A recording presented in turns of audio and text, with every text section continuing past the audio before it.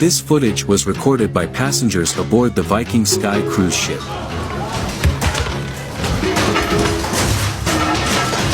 The storm caused violent swaying of the ship, but what happened next was even worse. Midship, guys, midship. The waves crippled the ship and pushed it towards the rocky coast, rendering the rescue boats useless. Helicopters became the only viable option for rescue. 6 helicopters from 5 countries joined the rescue mission, and passengers were lifted one by one to safety non-stop for 24 hours.